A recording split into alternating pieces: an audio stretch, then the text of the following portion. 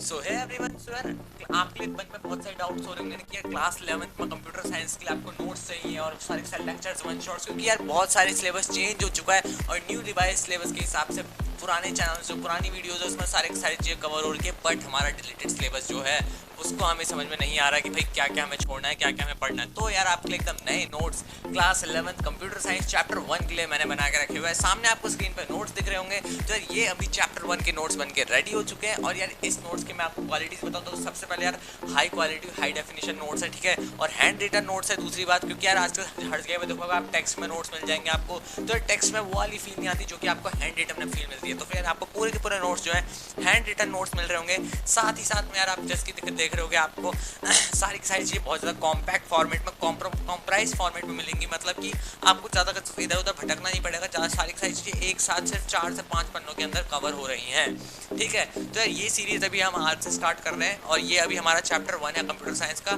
तो इसको पढ़ने के बाद यार वीडियो में एंड तक बने रहना, कोई भी पार्ट स्किप मत करना, क्योंकि यार यहीं से अगर आप सीरीज स्टार्ट करोगे, अगर आपने यहीं से स्किप करना स्टार्ट कर दिया तो यार हो सकता है आपका लास्ट तक कोई ना कोई पार्ट अधूरा छूट जाए और वहीं से क्वेश्चन आ जाए, ठीक है।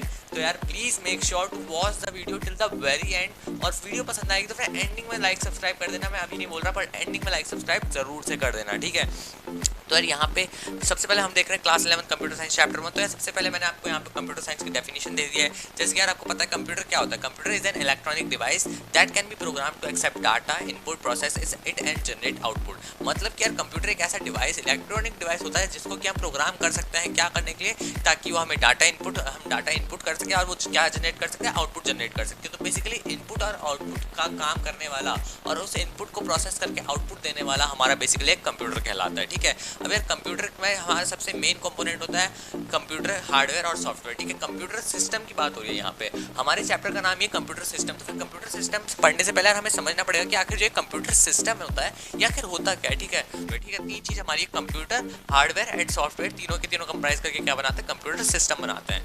नेक्स्ट यार हमारा यहाँ पे सीपीयू के बारे में आपको बता रखा है, ठीक है। तो सीपीयू आपको बहुत कॉमन आपको पता है यार, ब्रेन ऑफ द कंप्यूटर, ठीक है। तो यार हर चीज़ का जैसे कि ह्यूमन का ब्रेन होता है, सारी सारी चीज़ें यहीं से प्रोसेस होती है, कुछ ना कुछ सोचते रहना, कुछ ना कुछ नए नए क्रिएटिव आइडियाज लाते रहना। तो ये ऐसी सेम टू सेम सीपीयू का काम होता है। बट यार यहाँ पे क्या है, ये बस प्रोसेसिंग का काम करता है, ये एक प्रोसेसिंग यूनिट होती है, ठीक है। जैसे कि इसकी फुल फॉर्म ही होती है सेंट्रल प्रोसेसिंग यूनिट, ठीक है। और यहाँ पे सीधे सीधे लिखा हुआ है कैरीज आउट एक्चुअल प्रोसेसिंग। जो सारी सारी एक्चुअल प्रोसेसिंग होती है वो किसके थ्रू होती है, सीपीयू के थ्रू होती है। और मैंने यहाँ पे लिखा हुआ है AKA, मतलब ऑल्सो नोन एज क्या, brain of the computer. Computer का ब्रेन भी कहा जाता है इसे, नेक्स्ट प्रोसेसर भी कहा जाता है और एक आखिरी माइक्रो प्रोसेसर भी कहा जाता है, ठीक है। तो आई होप यार यहाँ तक सब कुछ क्लियर है आपके लिए। नेक्स्ट यार हमारा है यहाँ पे फंक्शनिंग। अब देखो फंक्शनिंग कैसे होती है, सीपीयू जो होता है यार आपने देखा ही हुआ है। तो सीपीयू में सबसे पहले क्या होता है, वो फेच करता है क्या, प्रोग्राम को, ठीक है। जो भी यहाँ पे प्रोग्राम है उसको फेच करेगा। उसका सेकंड क्या होता है, परफॉर्म ऑपरेशन, ऑपरेशन को परफॉर्म करना। जैसे कि वो उसने पहले आपकी क्वेरी लिया, फिर कोई भी क्वेश्चन है या फिर कोई भी आपने इनपुट डाला है, तो पहले वो जो प्रोग्राम है उसको फेच करता है, उसके बाद उसको क्या करता है, परफॉर्म करता है उसके ऊपर ऑपरेशन, देन लास्ट में जो रिजल्ट आता है उसको स्टोर कर देता है। तो इस तरीके से क्या होती है, फंक्शनिंग होती है। तो अब हम बात करते हैं आईसी की, that is integrated circuit.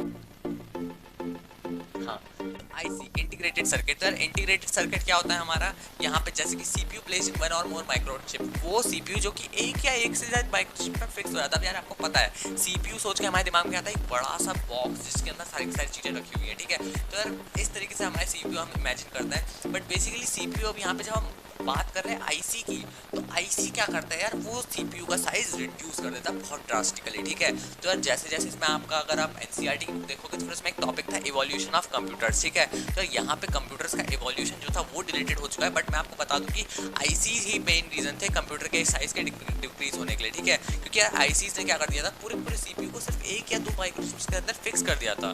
Next यार यहाँ पे silicon chip occupying small area, तो यही सब कुछ मैंने बता दिया है। नेक्स्ट यार आपका रजिस्टर क्या होता है, CPU stores data as well as instructions in its local memory called registers। तो CPU जो अपना लोकल डाटा स्टोर करता है वो कहाँ, रजिस्टर्स में स्टोर करता है इंस्ट्रक्शंस। तो यहाँ पे अब आपको CPU, ALU और CU दो चीज़ें दे रखी है, ठीक है। CLU के यार दो कंपोनेंट्स होते हैं, ALU मतलब कि अरिथमेटिक लॉजिकल यूनिट, तो मतलब जितने भी कैलकुलेटिव टास्क या फिर अरिथमेटिक रिलेटेड टास्क होंगे ना, वो सारे के सारे कौन करेगा, हमारा ALU करेगा, ठीक है। ये हमारे सारे के सारे अरिथमेटिक एंड लॉजिकल ऑपरेशंस करता है। और ये CU क्या करता है, CU मतलब कंट्रोल यूनिट। अब यार नाम से ही बता रहा है कंट्रोल यूनिट मतलब क्या करता होगा, ऑब्वियसली कंट्रोलिंग का काम करता होगा। तो फिर यहाँ पे ये क्या करता है, control sequential execution and guides data flow. Data flow मतलब कि डाटा किस तरीके से फ्लो होना है, क्या चीज़ पहले होनी है, कौन सा डाटा पहले प्रोसेस होना है, कौन सा डाटा बाद में प्रोसेस होना है, ये सारी चीज़ें कंट्रोल यूनिट करता है। कंट्रोल यूनिट मतलब CU, ठीक है। तो यार यहाँ पे एक छोटी सी हमें नीचे से एक जरा सा लिखा हुआ है free for free notes and lecture search Nitin Paliwal on YouTube, and channel subscribe भी कर सकते हो अगर अच्छा लगता है तो फिर, ठीक है। नेक्स्ट यार हमारा डिवाइसेस। डिवाइसेस क्या है, हमारे दो टाइप के डिवाइसेस होते हैं, that is input device and output device. अब यार बहुत बच्चों वाली चीज़ है, बट फिर भी क्योंकि यार कई बार क्या होता है, हमने कुछ बेसिक्स जो होता है हम भूल जाते हैं, या फिर हमें रिवाइज नहीं किए होते, या फिर हो सकता है आप पहली बार कंप्यूटर साइंस ले रहे होंगे, तो फिर इनपुट डिवाइस आउटपुट डिवाइस आपको पढ़ना जरूरी है, ठीक है। तो इनपुट डिवाइस यार जिससे हम अपना कोई इनपुट डालते हैं, आउटपुट डिवाइस जो हमें आउटपुट देते हैं, ठीक है। ये बहुत सिंपल लैंग्वेज में हो गया। Input device control signals are send to computers, सारे के सारे कंट्रोल सिग्नल्स जो कि सेंड किए जाते हैं। जैसे कि यार यहाँ पे अगर मेरे पास ये माउस है, ठीक है, तो ये माउस के थ्रू मैं क्या कर सकता हूँ, यहाँ पे इसको प्रोसेस कर सकता हूँ, ठीक है। मैं इसमें यहाँ पे कोई भी काम कर सकता हूँ, मैं इसको ऊपर नीचे कर सकता हूँ अपने हिसाब से। तो यार ये कैसे हो रहा है, ये हमारा बेसिकली इनपुट डिवाइस हो गया, ठीक है, क्योंकि मैं इसके थ्रू इनपुट डाल रहा हूँ, ठीक है। नेक्स्ट यार यहाँ पे मेरा आउटपुट डिवाइस। आउटपुट डिवाइस मतलब कि जो रिसीव करता है, ठीक है, receive data from the computer system. Computer system से डाटा रिसीव करना मतलब कि यार वो डिवाइस जो कि यूज़र को आउटपुट दे, ठीक है। यूज़र को आउटपुट, यूज़र ही इनपुट डालता है, यूज़र को ही आउटपुट मिलता है, ठीक है। तो जो डिवाइस यूज़र को आउटपुट दे, जैसे कि यार ये डिस्प्ले है सामने, ठीक है, तो ये डिस्प्ले क्या कर रहा है, ये मुझे आउटपुट दे रहा है। किस फॉर्म में दे रहा है, डिजिटल डाटा के फॉर्म में दे रहा है, मतलब कि ह्यूमन अंडरस्टैंडेबल फॉर्म में, वो फॉर्म जिसमें कि मुझे ये डाटा समझ में आए, ठीक है।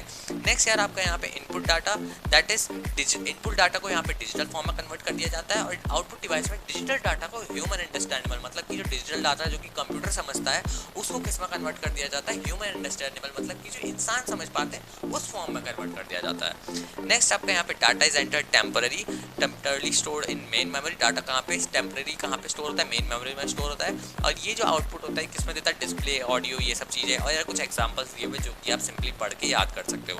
नेक्स्ट आपका हार्डवेयर सॉफ्टवेयर। अब देखो यार हार्डवेयर सॉफ्टवेयर ये वाला टॉपिक है ना, ये आपको सिलेबस में मेंशन कर रखा है, बट आपको NCERT बुक में इसका कोई टॉपिक नहीं मिलेगा, ठीक है। तो यार हर जगह से मतलब कहीं मुझे नेट से उठाने पड़े कुछ सोर्सेज, कहीं मुझे दूसरी बुक से उठाने पड़े, रेफरेंस बुक से उठाने पड़े, तब जाके यार इन नोट्स को मैंने कंपाइल कर रखा है बहुत मेहनत से, ठीक है। तो यार इन नोट्स को आपको शेयर जरूर से करना है। अगर आपको कोई क्लास ग्रुप है या फिर कोई आपका टेलीग्राम ग्रुप, किसी भी ग्रुप में अगर आपको लगता है कि यार किसी मेरे फ्रेंड की हेल्प हो सकता है, तो आपको नोट्स को शेयर जरूर से करना है, ठीक है। सर यहाँ पे हार्डवेयर सॉफ्टवेयर के आपके छोटे छोटे से डिफरेंसेस दे रखे हैं, और ऐसे क्वेश्चन हमेशा MCQs में आते हैं, ये आपको ध्यान रखना है। जैसे कि यार यहाँ पे आपको सीधे पूछ सकते हैं कि मॉनिटर, प्रिंटर या फिर MySQL क्या है, सॉफ्टवेयर है, हार्डवेयर है। आई नो इजी क्वेश्चंस होंगे जिन लोगों ने पहले पढ़ा है, बट जो लोग बेसिक से स्टार्ट कर रहे हैं, क्योंकि यार मेरे पास बहुत सारे कमेंट्स आया था कि हम बेसिक से स्टार्ट कर रहे हैं, तो फिर उन लोगों के लिए ये चीज़ टफ हो सकती है। तो हार्डवेयर मतलब कि जिनको हम टच कर सकते हैं, जिनको हम फील कर सकते हैं, जो कि टेंजिबल होते हैं, वो सारे हमारे हार्डवेयर होते हैं। और जिनको हम टच फील नहीं कर सकते, जो कि बस हम देख सकते हैं और उनको प्रोसेस कर सकते हैं, वो हमारे सारे सॉफ्टवेयर होते हैं। तो यहाँ पे MS वर्ड और एक्सेल, माइक्रोसॉफ्ट एंड MySQL, ये सारे के सारे क्या हैं, सॉफ्टवेयर्स हैं। और हार्डवेयर क्या है, हमारे फिजिकल एलिमेंट जैसे कि कीबोर्ड, माउस, ठीक है, ये सारे हमारे क्या हो गए, हार्डवेयर हो गए। और एक चीज़ और जो आपने ऊपर इनपुट आउटपुट डिवाइस पढ़े थे, वो इनपुट आउटपुट डिवाइस हमारे हार्डवेयर क्या होता है, सारे के सारे हार्डवेयर के अंदर ही हमारे इनपुट आउटपुट डिवाइस होते हैं। जैसे कि लैपटॉप की स्क्रीन, डिस्प्ले और माउस दोनों के दोनों हार्डवेयर हैं, बट अगर हम देखें तो फिर इनमें से इनपुट कौन सा, ये वाला इनपुट और ये वाला आउटपुट है, ठीक है। तो इस तरीके से आप इसको समझ सकते हो। नेक्स्ट यार आपका कंप्यूटर मेमोरी, इंपॉर्टेंट टॉपिक है, ठीक है। तो इसको आपको समझना के लिए सबसे पहले तो आपको बेसिक अपने दिमाग में रखना है, एक बड़ा नेटवर्क से सोचना है, ठीक है, कि यार सबसे पहले बिट आता है, ठीक है।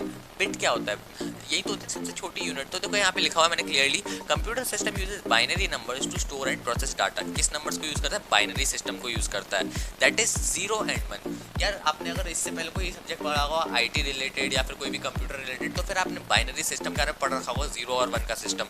मतलब क्या इसमें सारे के सारे कन्वर्जन किसमें 0 और 1 में ही लिखे जाते हैं, सारे के सारे नंबर प्रोसेसिंग किसमें 0 और 1 में ही होती है। और इन दो नंबर्स को हम क्या कहते हैं, बिट्स कहते हैं। और जब ये दो नंबर्स जब ये 4 बिट्स के हो जाते हैं, मतलब कि अगर ये दो नंबर्स हैं तो फिर ये बिट्स है। अगर ये 4 हो गए, 0 1 0 1 या फिर 0 0 1 1 या फिर 1 0 0 1, तो फिर यहाँ पे मैंने एग्जांपल के थ्रू भी समझा रखा है, 1001 अगर इस टाइप का कुछ हो गया, या फिर 1010, तो इसको हम निबल बोलते हैं, ठीक है। मतलब इनके नाम है अलग टाइप के। और अगर दो निबल हो गए, दो निबल में कितने आ जाएंगे, 8 बिट वर्ड होगा, ठीक है। और 8 बिट वर्ड जैसे कि 01000110, ठीक, तो फिर ये बाइट बन जाता है। तो इस तरीके से इनकी स्टोरेज बढ़ती जाती है, ठीक है। पहले बिट था, बिट से बड़ा निबल है, निबल से बड़ा बाइट है, ठीक है। नेक्स्ट यार आपका यहाँ पे measurement units for digital data. अब देखो मेजरमेंट यूनिट्स कैसे होती है यार, आपने पढ़ भी रखा होगा, और हमारा आप देखोगे, अगर इस वीडियो को देखोगे, आप अपनी स्टोरेज मेंटेन करते हो, ठीक है। घर में हमेशा वो बच्चा होता है, या फिर हम लोग, कई लोग हमारे भाई बहन होता है, तो फिर हम वो लोग होते हैं जो कि स्टोरेज खाली करने के बाद स्टोरेज में बहुत ज़्यादा वो करते हैं कि यार स्टोरेज हमारी सेव रहनी चाहिए, और फाइल्स को डिलीट करना। तो ये सारी चीज़ें जो हो जाती है हमारे लिए बहुत ईजी हो जाती है। केबी, तो यार केबी क्या होती है, आज के टाइम पे केबी का कुछ महत्व नहीं रह गया, ठीक है। केबी को मतलब हम ऐसा सोचते हैं कि बिल्कुल कुछ भी नहीं है, पर यार पहले के टाइम पे देखा जाए तो पहले के टाइम पे केबी ही सबसे ज़्यादा हाईएस्ट यूनिट होती थी। अगर वो आप इवोल्यूशन ऑफ कंप्यूटर्स का टॉपिक पढ़ेंगे, आप एक्स्ट्रा पढ़ना चाहते हैं, तो फिर अपनी बुक एनसीईआरटी बुक में से आप इवोल्यूशन ऑफ कंप्यूटर का टॉपिक पढ़ सकते हैं। तो वहाँ पे आपको पता चलेगा केबी पहले बहुत ज़्यादा, मतलब पहले मैक्सिमम यूनिट केबी तक ही जाता था, ठीक है, साइज जो स्टोर कर सकता था। फिर केबी से हम एमबी में आए, फिर GB, TB, PB, EB, ZB, YB, ठीक है। तो यार यहाँ पे मैं आपको बता दूं, यहाँ पे आपका जो काम का है वो केबी, एमबी, जीबी, टीबी और पीबी है। ईबी से आपका कोई भी काम का नहीं है, ना आपका ईबी काम का है, ना आपका जेडबी काम का है, ना आपका वाईबी काम का है, ठीक है। तो ये आपका कुछ भी काम का नहीं है, ये तीन आपके काम के नहीं है। मैं इनको कट कर दूं तो फिर ये तीन आपके काम के नहीं है। मेनली आपके क्या क्या काम के हैं, आपका एक किलोबाइट हो गया, एक केबी, एक आपका एमबी, एक आपका जीबी, एक आपका टीबी। और इनके कन्वर्जन आपको दिख रही है। केबी क्या होता है, एक केबी के अंदर 1024 बाइट्स होते हैं, और एक एमबी के अंदर 1024 केबी होते हैं। ये केबी इधर आ गया, ठीक है, और सेम टू सेम ऐसी ये एमबी इधर आ गया, एमबी में कन्वर्जन। तो यार इस तरीके से आपको सब कुछ समझा रखा है, आप इसको इजीली समझ सकते हो, ठीक है। तो आई होप यार ये सब कुछ क्लियर है आपके लिए। अब नेक्स्ट हम टॉपिक पे मूव करेंगे। नेक्स्ट टॉपिक हमारा क्या है, नेक्स्ट है हमारा टाइप्स ऑफ मेमोरी, ठीक है। टाइप्स ऑफ मेमोरी के अंदर है primary memory, secondary memory and cache memory, tertiary नहीं कैश मेमोरी, ठीक है। तो यार प्राइमरी मेमोरी जो होती है डायरेक्टली सीपीयू के साथ इंटरेक्ट करती है with the primary memory to perform read and write operation. पर प्राइमरी मेमोरी का डायरेक्ट इंटरेक्शन किसके साथ होता है, सीपीयू के साथ होता है। क्या करने के लिए, रीड और राइट दोनों टाइप के ऑपरेशन करने के लिए।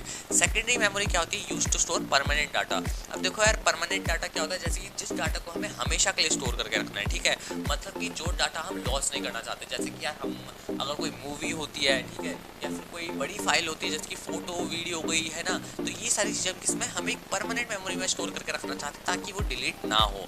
और प्राइमरी मेमोरी में क्या है, ये हमारा, हम इसको बस एक इंटरेक्शन के लिए यूज़ करता है। सीपीयू डायरेक्टली इंटरेक्ट करता है इन सबसे, ठीक है। और यहाँ पे रीड और राइट ऑपरेशन के लिए। और प्राइमरी मेमोरी दो टाइप में कैटेगराइज हो सकती है, रैम क्या होती है वॉलेटाइल, एंड रोम क्या होता है नॉन वॉलेटाइल। तो यार इसको मैंने ज़्यादा इसको एलोबरेट करने की कोशिश नहीं की, क्योंकि मैं चाहता था कि जितना ज़्यादा कंप्राइज को, जितना ज़्यादा कॉम्प्रिहेंस नोट्स होंगे उतना ज़्यादा अच्छा होगा, जितना ज़्यादा ब्रीफ में नोट्स हों, है ना। तो यार यहाँ पे परमानेंट हो गया, और एग्जाम्पल्स दे दिए मैंने कुछ SSD, HDD। और इसमें यार एक चीज़ आप और समझ सकते हो, SSD क्या होती है यार, मोर फास्ट, ठीक है, ये फास्ट होती है। तो यार अभी जो आपको सामने लैपटॉप दिख रहा होगा, इसके अंदर भी SSD है, ठीक है। यहाँ पे मेरे से अभी फिलहाल सही से लिखा नहीं जा रहा, बट आप समझ सकते हो, ठीक है। मैंने बता दिया आपको SSD क्या होती है, फास्ट होती है। SSD मतलब सॉलिड स्टेट ड्राइव, ठीक है। तो सॉलिड स्टेट ड्राइव क्या होती है, फास्ट होती है, और ये इजीली क्या कर सकते हैं, इसको रिप्लेस वगैरह कर सकते हैं। इसमें से बहुत मतलब फ़ायदे होते हैं इसके, ठीक है। इसमें से ज़्यादा आवाज़ वगैरह नहीं आती, ये ईजिली, मतलब इसमें कोई रनिंग पार्ट नहीं होता जैसे कि HDD में होता है। HDD मतलब हार्ड डिस्क ड्राइव, ठीक है। ये थोड़ी स्लो होती है कंपेरेटिवली, बट यार इसमें हमारी स्टोरेज ज़्यादा मिल जाती है, स्टोरेज ज़्यादा इसमें भी मिल जाती है, बट वो एक्सपेंसिव हो जाती है, ठीक है। तो SSD यार expensive but fast. And CD DVD का ज़माना यार बहुत पहले का था, आजकल CD DVD का ज़माना नहीं है, आजकल पेन ड्राइव इन सब चीज़ों का ज़माना है, ठीक है। और आजकल हम micro SD card, SD card, इन सब में ही हम यूज़ करते हैं। देन यार हमारे यहाँ पे कैश मेमोरी एक हाई स्पीड मेमोरी होती है जो कि CPU और प्राइमरी मेमोरी के बीच में प्लेस किया जाता है। क्या समझे आप, एक फास्ट हाई स्पीड मेमोरी जिसको कि हम प्राइमरी मेमोरी और CPU के बीच में रखा जाता है। मतलब कि ये प्राइमरी मेमोरी से भी ज़्यादा फास्ट होती है, और इसमें सारे के सारे जो प्राइमरी मेमोरी में फ्रिक्वेंटली एक्सेस डाटा है, मतलब जैसे कि अगर मैंने कोई भी डाटा भी एक्सेस किया है, जैसे कि अगर मान लो मैं अभी इसी वीडियो का अगर मैं एक्सेस करता हूँ, तो फिर वो डाटा कहाँ पे आपके कैश में स्टोर हो जाएगा, कैश मेमोरी में, ठीक है। अगर आपके फ़ोन में भी आपने देखा होगा कभी कभी, अगर आप स्टोरेज पे जाओगे तो फिर कैश मेमोरी होता है। अगर आप कैश मेमोरी क्लियर करते हो तो उसमें लगभग हमेशा ही 700-800 MB, कभी कभी 1 GB के करीब भी डाटा कलेक्ट हो जाता है जब हम उसको डिलीट नहीं करते हैं, ठीक है। तो यार इस सब कुछ को डिलीट करना बहुत ज़्यादा इंपॉर्टेंट रहता है आफ्टर टाइम, ठीक है। तो ये सब आपकी यार छोटी छोटी बेसिक सी चीज़ें थी। और नेक्स्ट अभी हम देखते हैं सॉफ्टवेयर। तब तक यार अगर आपने लाइक सब्सक्राइब नहीं किया है तो कर देना, ठीक है, अपना प्रमोशन भी जरूरी है।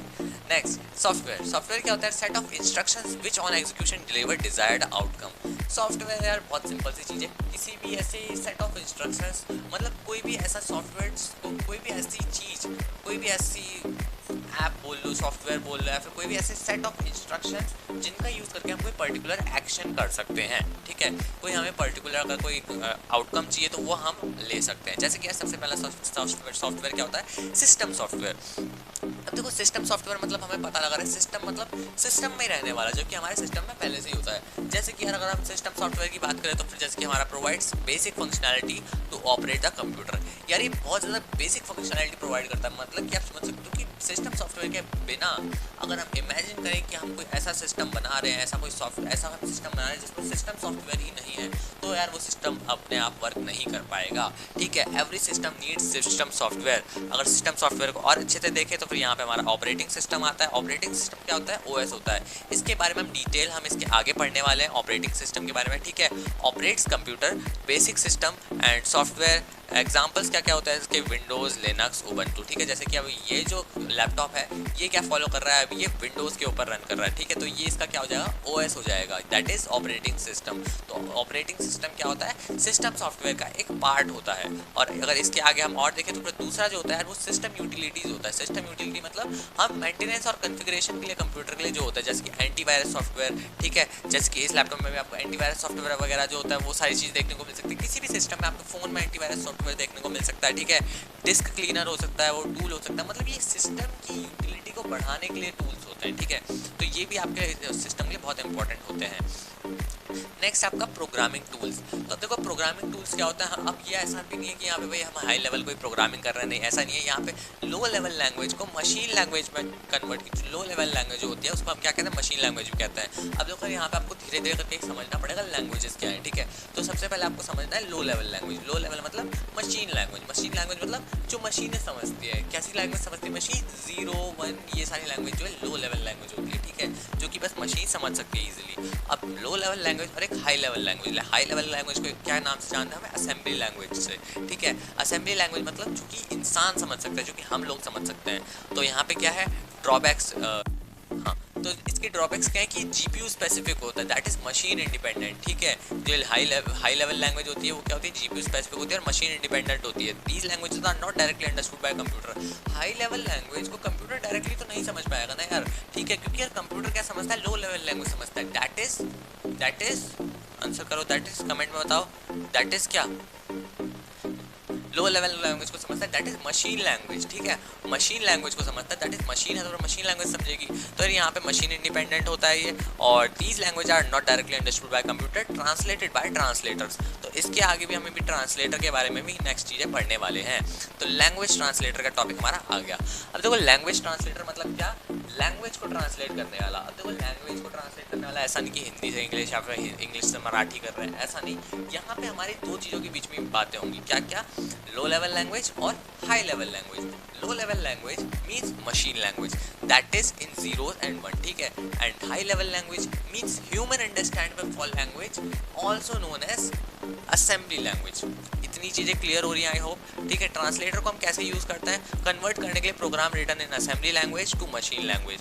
वो सारे प्रोग्राम जो कि असेंबली लैंग्वेज में लिखे हुए हैं उनको मशीन लैंग्वेज में कन्वर्ट करने के लिए हम ट्रांसलेटर का यूज़ करते हैं। अब यहाँ पे देखो यार, आपको समझना चाहिए कि असेंबली लैंग्वेज कौन सी होती है। जैसे कि मैंने अभी बताया, जो ह्यूमन अंडरस्टैंडेबल होती है वो मशीन लैंग्वेज होती है, और असेंबली लैंग्वेज होती है। मशीन लैंग्वेज क्या होती है? जो मशीनें समझती है, ठीक है, वो हमारी मशीन लैंग्वेज होती है, that is in the format of 0s and 1। अब program written in assembly is called source code. वो सारा का सारा प्रोग्राम जो कि असेंबली में लिखा जाता है, असेंबली मतलब लैंग्वेज, असेंबली लैंग्वेज में लिखा जाता है, उसको हम सोर्स कोड कहते हैं, ठीक है। अब यहाँ पे असेंबलर का क्या काम होता है? देखो यार, यहाँ पे आपकी तीन चीज़ें देखिए, that is assembler, compiler and interpreter, ठीक है। तो असेंबलर क्या करता है? असेंबलर लैंग्वेज मशीन लैंग्वेज में कन्वर्ट करता है, असेंबली लैंग्वेज को मशीन लैंग्वेज में कन्वर्ट करता है। असेंबलर क्या करता है? असेंबली लैंग्वेज को मशीन लैंग्वेज मतलब ह्यूमन अंडरस्टैंडेबल वाली को मशीन लैंग्वेज में 0, 1 में कर देता है। बट यार ये पोर्टेबल नहीं होता।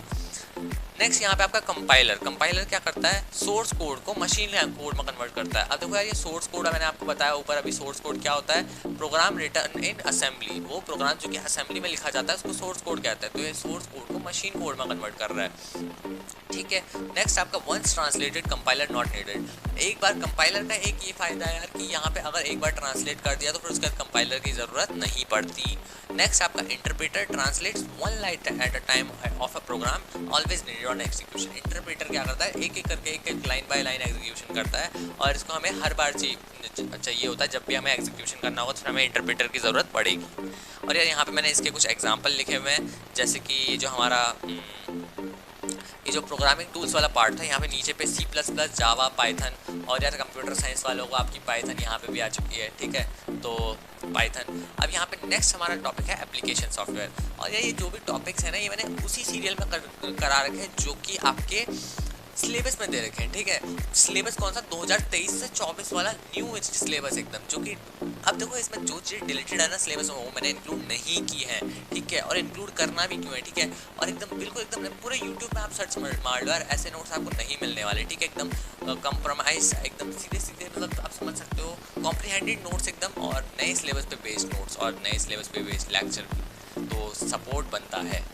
Next application software different purposes, that is general purpose software और कस्टमाइज सॉफ्टवेयर। अब देखो सॉफ्टवेयर की बात कर रहे हैं, एप्लीकेशन सॉफ्टवेयर। अब यहाँ पे हमने सिस्टम सॉफ्टवेयर की बात कर ली, प्रोग्रामिंग टूल्स की बात कर ली, लैंग्वेज ट्रांसलेटर्स की बात कर ली। तो फिर यहाँ पे एक इंपॉर्टेंट सॉफ्टवेयर हमारा जो आता है, दैट इज क्या, हमारा यहाँ पे जनरल पर्पस सॉफ्टवेयर और कस्टमाइज सॉफ्टवेयर, ठीक है। जनरल पर्पस सॉफ्टवेयर मतलब कि जो जनरल यूज़ के लिए होता है, जैसे कि हमारा क्या, हमारा एडोबे फोटोशॉप, हमारा लिब्रे ऑफिस, ये सब किस में होता है, जनरल पर्पस। मतलब ये ज़्यादातर जनरली पर्पस होता ही है हमारा, इनकी हमें ज़रूरत पड़ी जाती है, ठीक है। तो यहाँ पे हमारे एक चीज़, बड़ी चीज़ जो आपको याद रखनी है, वहाँ पे यहाँ पे बिग ऑडियंस होती है। क्या होती है यहाँ पे, बिग ऑडियंस होती है, मतलब कि बड़ी ऑडियंस मिलती है आपको यहाँ पे, ठीक है। तो जहाँ पे बड़ी ऑडियंस है वो क्या है, हमारा जनरल पर्पस सॉफ्टवेयर। और कस्टमाइज मतलब जिसमें छोटी ऑडियंस है, ठीक है। जैसे कि हमारे यहाँ पे स्कूल मैनेजमेंट सॉफ्टवेयर है, अकाउंटिंग सिस्टम है, तो फिर यहाँ पे हमारी बहुत ज़्यादा छोटी ऑडियंस है हमारी, ठीक है। तो छोटी ऑडियंस के लिए हमें क्या करना है, develop to meet requirements of organization और इंडिविजुअल। किसी एक ऑर्गेनाइजेशन के लिए या फिर किसी इंडिविजुअल के लिए इसको बनाया जाता है। और ये जनरल वाली क्या होती है, जेनेरिक होती है। नेक्स्ट आपका यहाँ पे आता है ऑपरेटिंग सिस्टम। तो आप देख सकते हो ऑपरेटिंग सिस्टम वाले टॉपिक को किस तरीके से मैंने इसको कंप्रहेंड कर रखा है। पहले आपको ओएस इंटरफेस दे दिया, ओएस इंटरफेस में आपके पहले तो ऑपरेटिंग सिस्टम के बारे में बता दिया कि ये होता क्या है, इसके एग्जांपल बता दिए। फिर मैंने आपको ओएस इंटरफेस का मैंने command based, graphical, touch based, voice based और जेस्चर बेस्ड, सबके सब एक ही लाइन में, एक ही फॉर्मेट में बता दिए, ताकि यार यहाँ से आपका एक दिमाग में एक स्ट्रक्चर बन जाता है। पता है, पढ़ते वक्त स्ट्रक्चर बनना बहुत ज़्यादा ज़रूरी होता है, तो वो स्ट्रक्चर आपके लिए बनाने की कोशिश की गई है।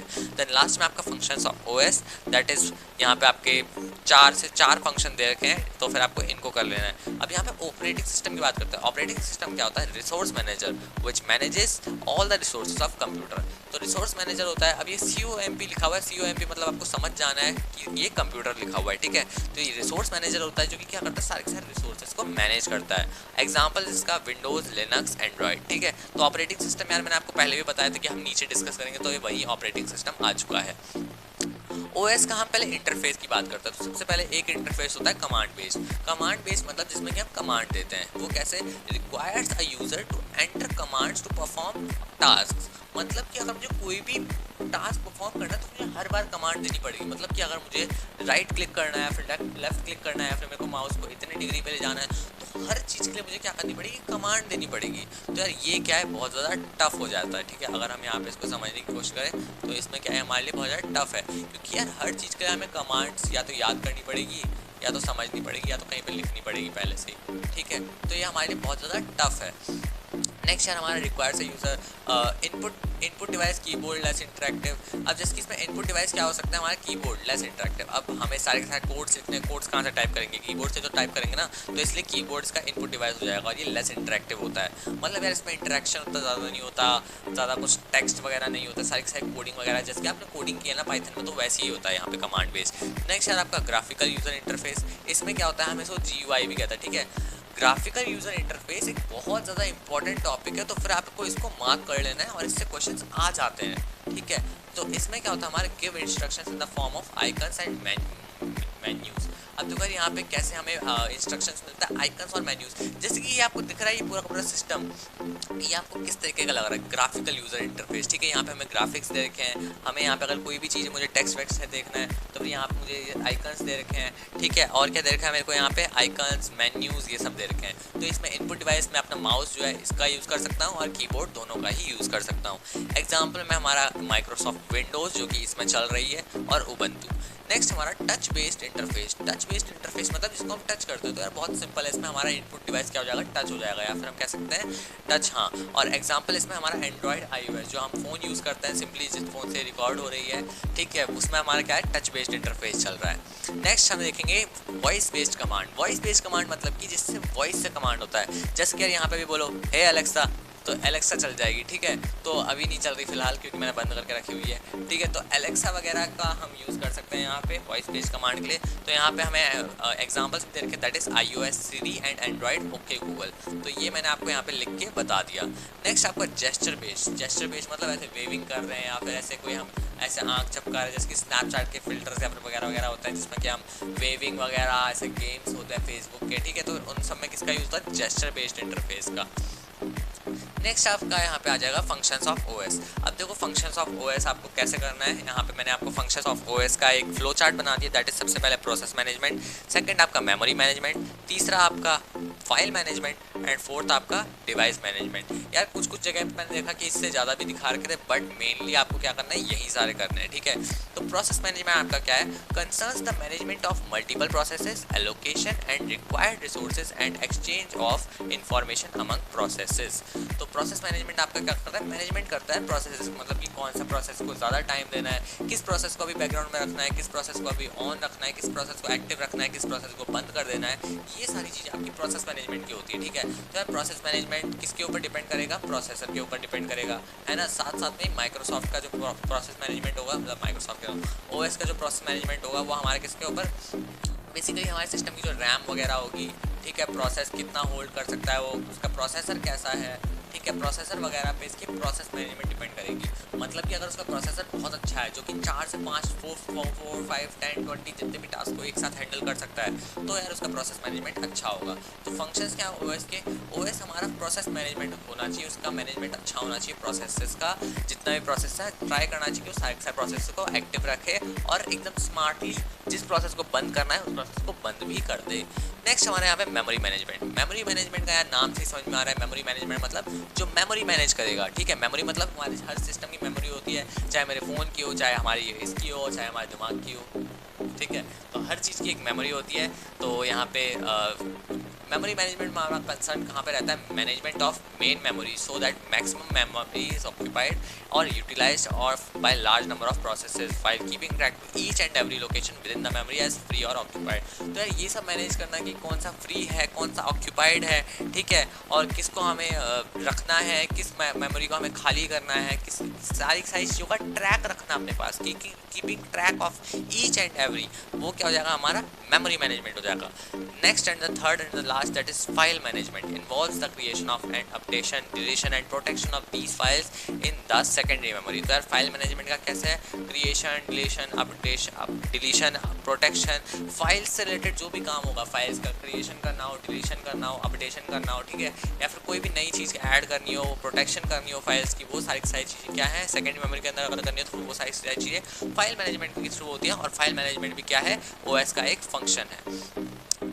लास्ट एंड द यहाँ से अब आपके सारी चीज़ें खत्म होती है, चैप्टर खत्म होने वाला है। Last is device management, that is the operating system must also provide the options for configuring a particular device so that it may be used by an end user और सम डिवाइस। तो operating system क्या है, हमारे device management, जो भी हमारा device है किस डिवाइस से कनेक्टेड है। जैसे कि मान लो अगर ये लैपटॉप है तो ये हो सकता है कि किस डिवाइस, चाहे ये फ़ोन से कनेक्ट कर सकता हूँ मैं इसको, चाहे मैं इसको माउस से कनेक्ट कर सकता हूँ, एक्सटर्नल कीबोर्ड लगा सकता हूँ। तो जितने भी डिवाइस इससे कनेक्टेड है उन सारे डिवाइस को कॉन्फ़िगर करना, ठीक है, वो सारी चीज़ें क्या है डिवाइस मैनेजमेंट के अंदर आती है। ठीक है। तो आई होप यार ये सारी चीज़ें आपको समझ में आ गई होंगी। और यार वीडियो बनाने में बहुत ज़्यादा मेहनत लगती है, ठीक है, और बहुत ज़्यादा इन चीज़ों को एक एक करके लिखना पड़ता है, सोचना पड़ता है, और बहुत ज़्यादा रिसर्च वगैरह लगती है। तो वीडियो के लिए लाइक ज़रूर से करना, आपके लाइक की वजह से हो सकता है ये एक दो और यूज़र्स को, एक दो और स्टूडेंट तक वो वीडियो पहुँच जाए, ठीक है, और चैनल की ग्रोथ आपके हाथ में है। तो आपकी रिक्वेस्ट पे यार वीडियो बन गई।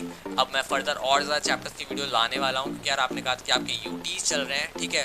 तो प्लीज़ प्लीज़ प्लीज़ एटलीस्ट एक कमेंट कर देना कि आपको वीडियो कैसी लगी, चाहे नाइस वीडियो लिख दो, चाहे थैंक्स लिख दो, ठीक है, चाहे कुछ भी लिख दो, आपको पसंद आई। अगर कुछ कमी लग रही है कि हाँ ये चीज़ और होनी चाहिए, तो कमी भी बताओ, ठीक है। अच्छी लगी है तो फिर लाइक करो, नहीं अच्छी लगी तो फिर डिसलाइक करो, बट कुछ ना कुछ अपना एक्शन दो, ठीक है। और यार इसके आगे मैं आपको क्या बोलूँ, आप नीचे कमेंट्स में मेरे को बता सकते हो कि आपको इसमें क्या क्या चीज़ें थी जो आपको समझ में आई, या फिर आप और किस वाले चैप्टर्स के आपको नोट्स चाहिए, ठीक है। तो वो सारी चीज़ें मुझे नीचे कमेंट में बता दो। और तब तक के लिए यार मिलते हैं आपसे नेक्स्ट वीडियो में, ठीक है। ठीक है, तो bye, good day, see you. Subscribe to learn on lavish by Nitin Paliwal. Take care.